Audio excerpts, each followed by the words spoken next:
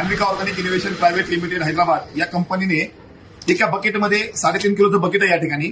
एकाच बकेटमध्ये zinc, ferrous, calcium, manganese, copper, manganese, boron, neem, व्याम, सत्व आणि मायसिन अशा प्रकारे 12 घटक दिलेले आहेत. एकत्र मध्ये केलेले आहेत. प्रत्येकाचं वेगवेगळं पाऊच आहे.